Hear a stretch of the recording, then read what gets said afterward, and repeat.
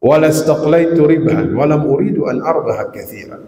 Beliau tuh nggak pernah menganggap keuntungan itu kecil, tapi sekecil apapun keuntungan, itulah keberkahan.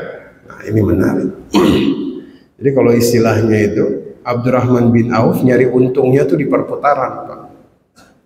Ada orang pengen untung 10.000, tapi dari barang yang lakunya itu cuman 10. Kalau Abdurrahman bin Auf nyari untung cuman 2.000, tapi barangnya itu bisa terlaku sampai 100. Nah, itu Abdurrahman bin Auf. Jadi keuntungan sekecil apapun bagi beliau itulah keuntungan. Ya, walam uridu arba katsiran. Jadi nggak pengen sekali untung tuh langsung banyak tuh, enggak. Tapi arbah yang qalil, yang sedikit, itu tetap dianggap sebagai keuntungan. Itu Abdurrahman bin Auf. Kemudian yang keempat, walam ashtari ma'ibad. Beliau tuh nggak akan beli satu barang yang cacat. Nah ini, ya, sehingga orang tuh ketika berinteraksi dengan Abdurrahman bin Auf itu nggak pernah merasa ragu, karena memang membeli barang yang cacat kemudian menjual kepada orang lain, di mana kita itu menutupi cacat dari barang tersebut, ya kita dosa, nggak dianggap sebagai umatnya Nabi. Ada nggak bahasa kita untuk kita di atas? Karena Imam Abu Hanifah tuh kalau ada nenek-nenek, kata Imam Abu Yusuf, berapa harganya? 100 dirham, 100 dirham. Kata beliau kemurahan, naikin. Ini nenek-nenek dibilang murah, dinaikinnya 2 kali lipat, 200 dirham. Apa kata Imam Abu Hanifah? Masih kemurahan. Naikin 300 sampai jadi 400 dirham. Masya Allah. Kalau kita nih kadang ada teman jual motor, ya berapa? 10 juta, kemahalan. No, kemarin di sono ada yang jual 8 juta, padahal nggak ada yang jual 8 juta, kita bai'un najas, kita penawaran palsu, itu nggak boleh.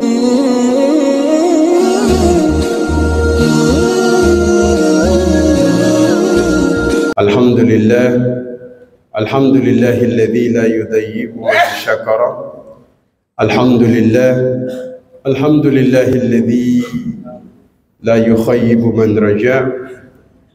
Alhamdulillah, alhamdulillahilladzi yajzi bihil ihsani ihsana wa bisabri najata wa ghufrana. Asyhadu an la ilaha illallah wa asyhadu anna Muhammadar Rasulullah. Allahumma salli ala sayyidina Muhammad wa ala alihi wa sahbihi wa man tabi'ahum ila yaumiddin, amma ba'du.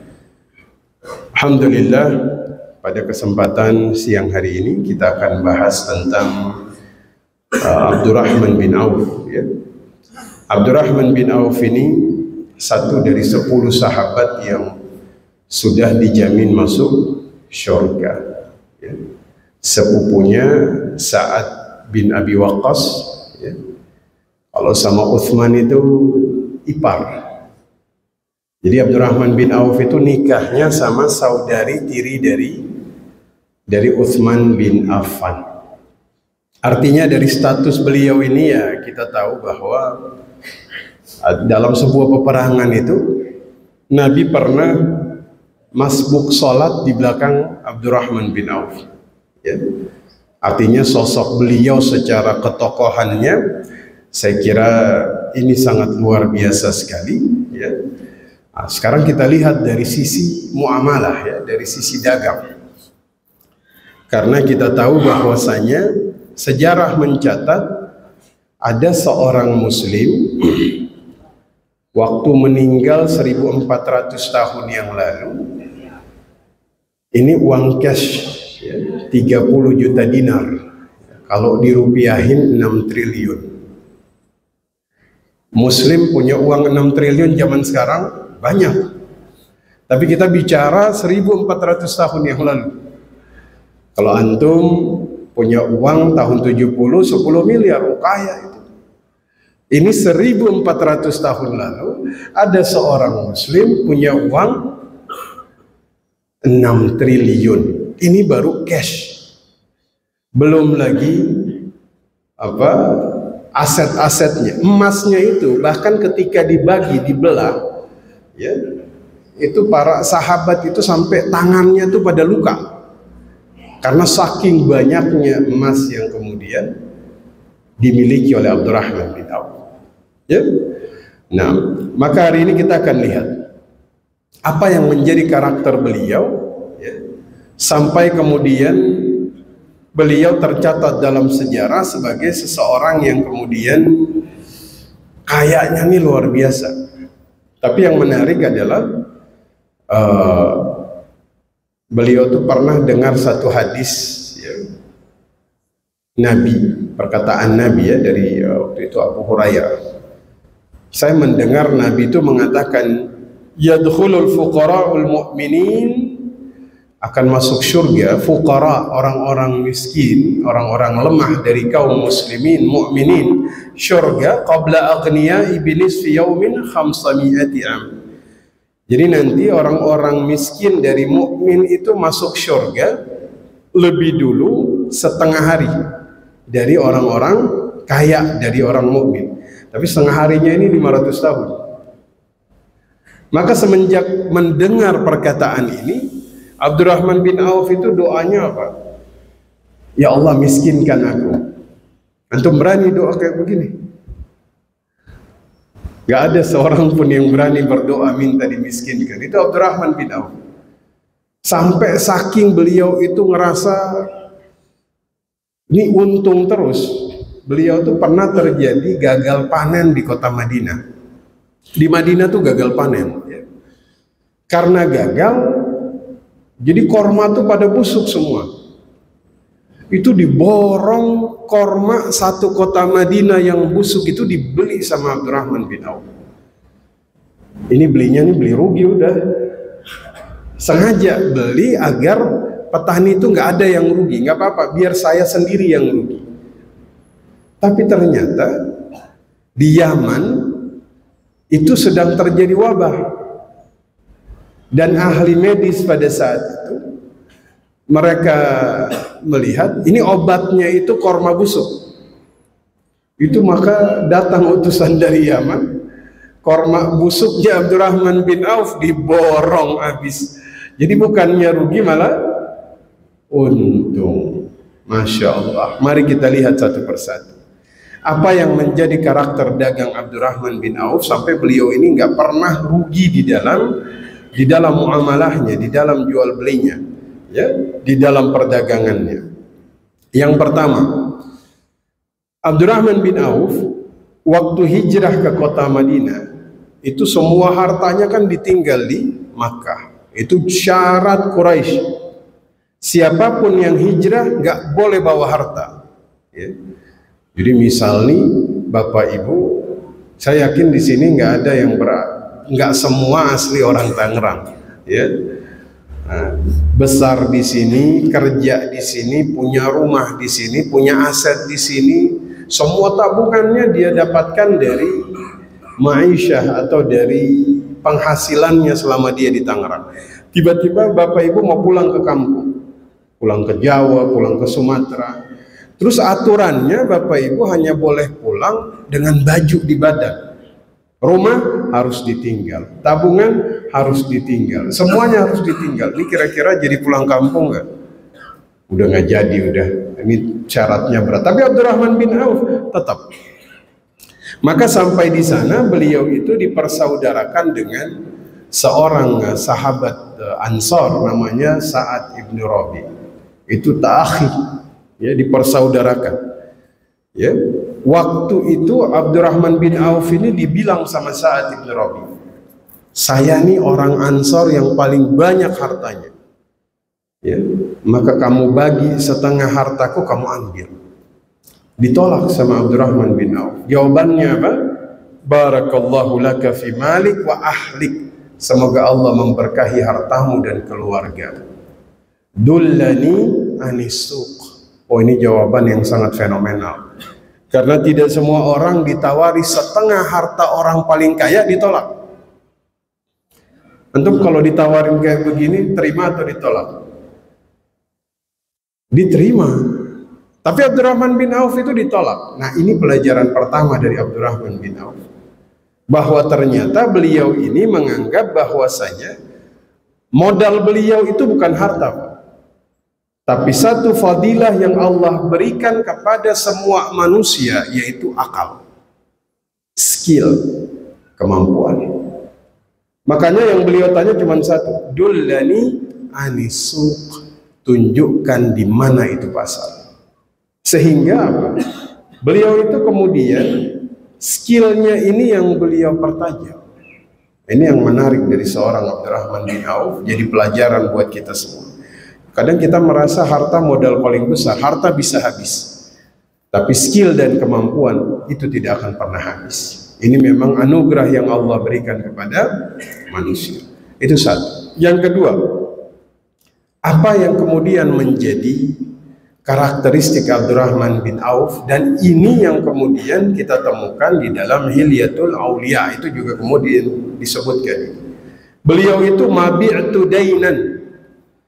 Catatan, Abdurrahman bin Auf itu nggak pernah menjual barang dengan cara kredit, nggak pernah. Itu kalau jual cash, tunai, yadan biyadin, ada uang, ada barang. Nah, ini menarik. Walaupun jual beli kredit secara umum boleh, dengan catatan dan ketentuan berlaku. Ya, adanya beda harga antara tunai dengan kredit itu dibolehkan. Ya, selama kalau dia sudah sepakat harga itu tetap dan tidak akan pernah naik. Ya, misalnya tunai 1 juta, kredit 1.200.000. Sampai kapanpun 1.200.000 ini nggak berubah. Misal bayar 3 bulan, dia telat bayar, itu nggak pernah naik, sudah tetap itu. Nggak kena denda, nggak kena penalti, nggak ada. Itu jual beli kredit yang dibolehkan. Tapi Abdurrahman bin Auf ini mabi'tu dainan. Menarik ya. Beliau itu tidak kemudian menjual barang dengan cara diutangin, tuh enggak. Sehingga dari sini kemudian kita melihat ya bahwa beliau ini ternyata membaca situasi pasar itu dengan cara ini, sehingga daya beli itu terbaca. Ya, kalau kredit semua orang tuh kan nggak kebaca daya belinya. Tapi kalau tunai, di sini Abdurrahman bin Auf bisa mengetahui, oh ini kemampuan bayarnya ini seperti apa. Itu yang kedua. Yang ketiga, walastaqlaitu riban walam uridu an arbaha katsiran. Beliau tuh nggak pernah menganggap keuntungan itu kecil. Tapi sekecil apapun keuntungan, itulah keberkahan. Nah, ini menarik. Jadi kalau istilahnya itu, Abdurrahman bin Auf nyari untungnya tuh di perputaran, Pak. Ada orang pengen untung 10.000, tapi dari barang yang lakunya itu cuman 10. Kalau Abdurrahman bin Auf nyari untung cuman 2.000, tapi barangnya itu bisa terlaku sampai 100. Nah, itu Abdurrahman bin Auf. Jadi keuntungan sekecil apapun bagi beliau itulah keuntungan. Ya, walam uridu arba katsiran. Jadi nggak pengen sekali untung tuh langsung banyak tuh, enggak. Tapi arbah yang qalil, yang sedikit, itu tetap dianggap sebagai keuntungan. Itu Abdurrahman bin Auf. Kemudian yang keempat, walam ashtari ma'ibad. Beliau tuh nggak akan beli satu barang yang cacat.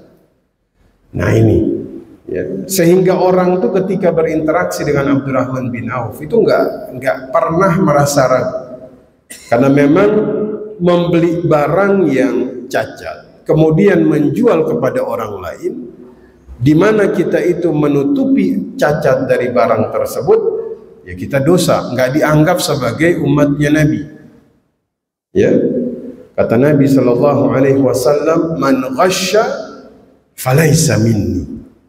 Barang siapa melakukan ghasya, ghish, dia dagang, ada aib, dia sembunyikan, tidak dia ceritakan, maka dia bukan bagian dari umat.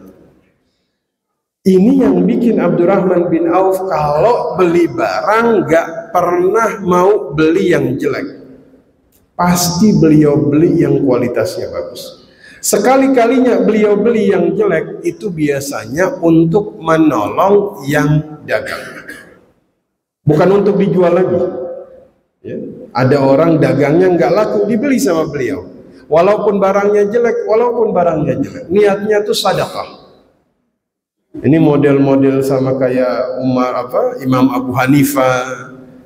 Kadang kalau beli barang itu dilihat nih yang dagang nih orangnya susah. Ya.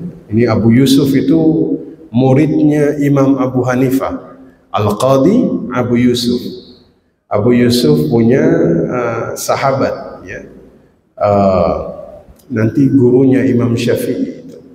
Ya. Nah, Abu Yusuf ini bilang, Imam Abu Hanifah itu kalau beli barang pernah ketemu ada ibu-ibu, nenek-nenek yang wah itu kasihan jual kain harganya 100 dirham. Ya. Tawar menawar itu boleh dalam Islam. Tapi Imam Abu Hanifah nawarnya tuh bukan di bawah. Ya kan kalau kita tuh bahasa nawar tuh di bawah apa di atas? Kalau nawar tuh di bawah harga atau di atas? Bawah. Kalau di atas harga tuh apa namanya? Ada nggak bahasa kita untuk kita di atas? Karena Imam Abu Hanifah tuh kalau ada nenek-nenek, kata Imam Abu Yusuf, berapa harganya? 100 dirham, 100 dirham. Kata beliau kemurahan, naikin. Ini nenek-nenek dibilang murah, dinaikinnya 2 kali lipat, 200 dirham.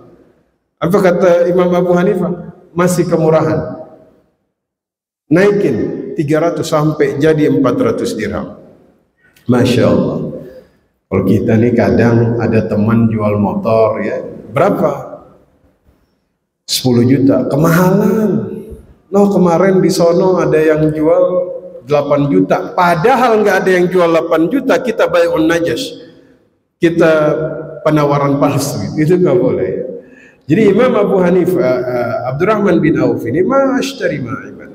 Beliau kalau beli itu selalu beli yang terbaik. Yang apa? Terbaik. Nggak pernah beliau beli itu yang kualitasnya tuh jelek, tuh nggak pernah. Kenapa? Karena takut masuk gish, menyembunyikan aib suatu barang. Ya. Selanjutnya, apa yang menjadi karakteristik Abdurrahman bin Auf di dalam dagang yang akhirnya membuat beliau ini menjadi orang yang kemudian diberkahi sampai tercatat sebagai pedagang yang paling sukses dalam sejarah Islam? Menghiasi jual belinya dengan sedekah. Ya. Nabi itu pernah lewat, ada pedagang lagi pada ngumpul. Ya, kebetulan yang ngumpul ini calo. Ya. Kalau bahasa Arabnya itu shimsar, ya, samsara, makelar. Apa bedanya makelar dengan calo? Makelar dengan calo sama? Sama, ya. Mungkin bahasa yang lebih ilmiahnya makelar, ya. Nah, tapi calo sama. Jadi ini para calo ini lagi ngumpul. Terus Nabi lewat, Nabi bilang, ya ma'asyirat tujjar, wahai para pedagang. Saat itu mereka gembira, alhamdulillah kita dipanggil pedagang sama Nabi. Berarti profesi kita nih dibolehkan gitu, ya. Nah, cuman Nabi nasihat kepada mereka, inna syaitan wal ithma yahduranil baik fashubu bis sadaqah. Syaitan itu pengen hadir, dosa itu pengen datang kepada jual beli kalian. Maka hiasi jual beli kalian dengan sedekah. Dari sini kita belajar, oh sedekah itu dalam jual beli ternyata dia jadi benteng. Jadi syaitan itu nggak akan pernah bisa dia mendekat pada jual beli pedagang yang suka menghiasi jual belinya dengan sedekah. Itu betul-betul dilakukan oleh Abdurrahman bin Auf. Ya, jadi dagangnya itu dihiasi dengan yang namanya sedekah. Makanya beliau tuh, syaitan itu nggak berani mendekat ke dalam perdagangan beliau, ya. Karena Nabi sendiri mengatakan seperti itu. Ya, Maka kalau tanya tentang sedekahnya Abdurrahman bin Auf, oh Masya Allah, itu luar biasa. Mau meninggal itu ngasih wasiat, ya. Jadi kalau wasiat ini berlaku nanti kalau Abdurrahman bin Auf ini wafat. Ahlul Badar yang masih hidup, kalau saya meninggal, kata beliau, kasih masing-masing 400 dinar. Mari kita hitung. 1 dinar itu 4,25 gram emas. 1 gram emas sekarang 1,5 juta. Berarti 1 dinar itu berapa? 7 juta? Taruhlah 8 juta. 4 kali 1,5, 6. 2,5, iya 8 juta. 8 juta kali 400 berapa itu? Iya 8 juta kali 400 berapa miliar itu? 3,2 miliar per orang. Allahu Akbar. Ini dibagikan kepada 100 orang yang masih hidup saat itu, belum yang lain. Subhanallah. Ya, sampai hari ini Pak, saya tuh nggak pernah dengar ada orang muslim berwasiat kalau dia wafat bagi hartanya kepada 100 orang masing-masing 3,2 miliar tuh nggak pernah ada. Itu satu-satunya cuman dilakukan oleh siapa? Abdurrahman bin Auf. Ini luar biasa, ya. Selanjutnya, apa yang menjadi bekal atau tips Abdurrahman bin Auf? Jujur dalam dagang. At-tajirun saduqul amin. Ya, kata Nabi, pedagang tuh kalau dia jujur, dia amanah, maka diangkat derajatnya bersama para nabi. Ya, Nabi itu memang dulu kalau dagang, ya modalnya kadang-kadang dikasih tahu. Ya, zaman sekarang orang ngasih tahu modal nggak? Boleh nggak dagang nggak ngasih tahu modal? Boleh. Boleh nggak ngasih tahu modal?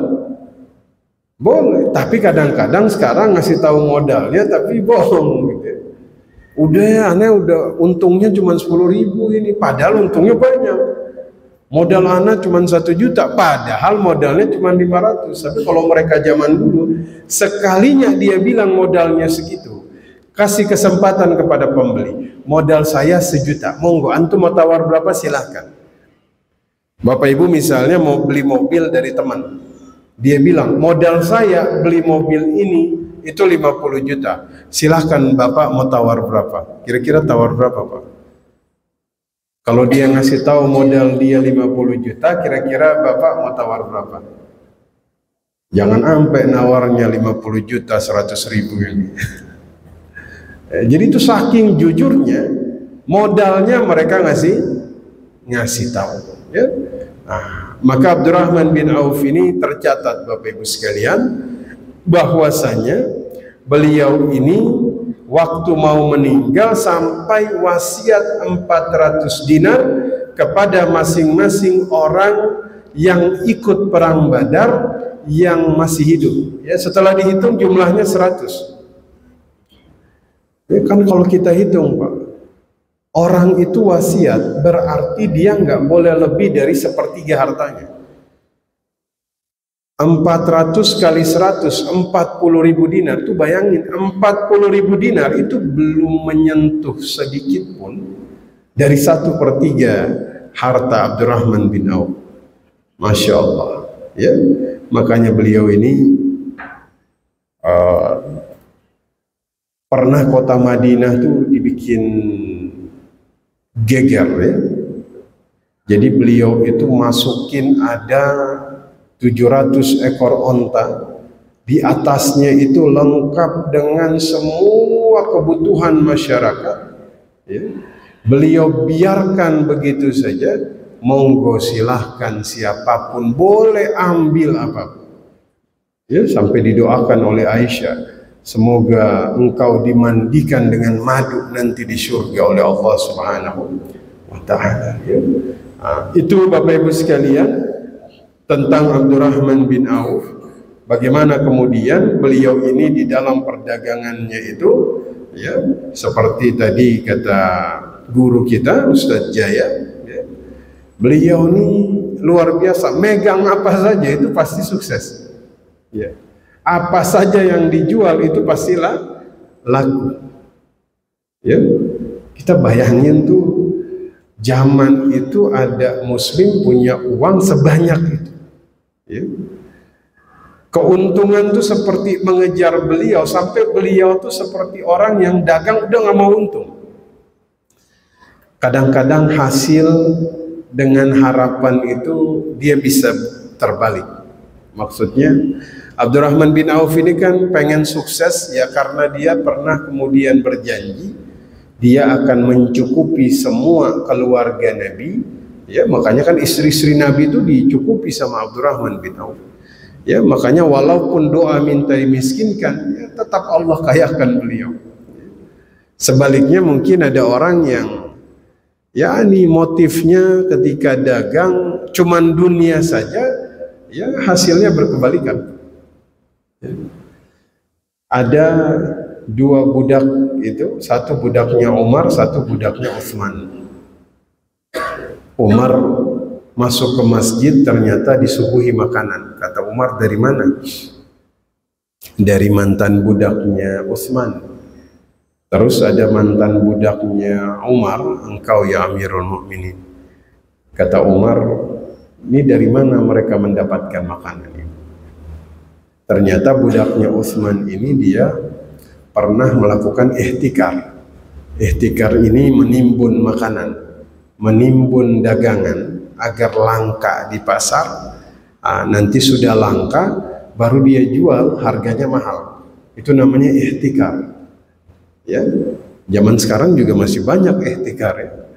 Pedagang dia nimbun, langka di pasar, habis itu baru dia jual. Itu harga udah mahal tuh. Nah ini yang salah satunya ini dia kebetulan dagangnya begitu, pengen dapat untung yang besar. Umar langsung bilang, Rasulullah Shallallahu Alaihi Wasallam mengatakan, barang siapa yang melakukan hal seperti ini, ihtikar, dia menzolimi orang banyak, itu kan orang kasihan, Pak.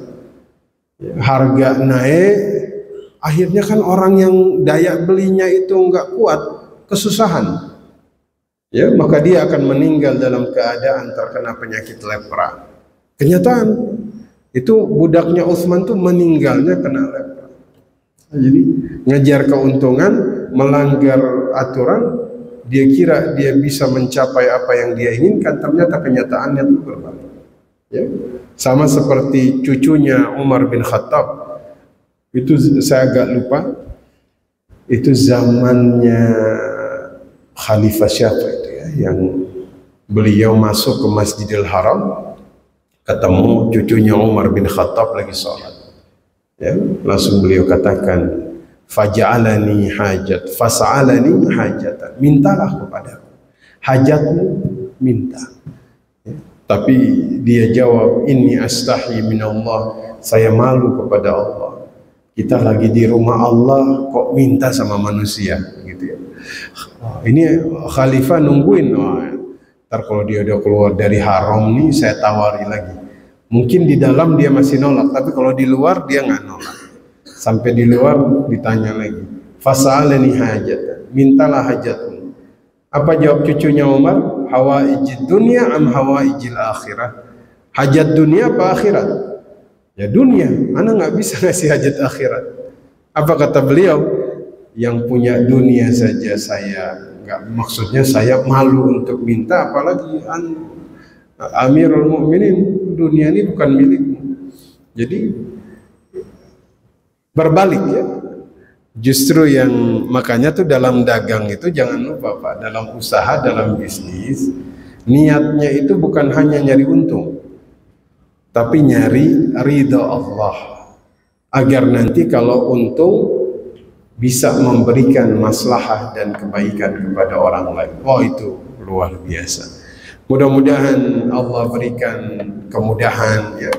Allah berikan kelapangan dalam masalah rezeki, ya, kepada kita semua di dalam urusan muamalah kita, ya.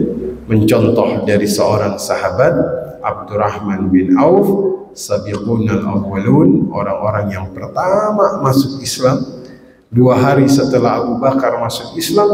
Itulah Abdurrahman bin Auf masuk Islam. Tayyib, jika ada 1 atau 2 pertanyaan saya persilahkan.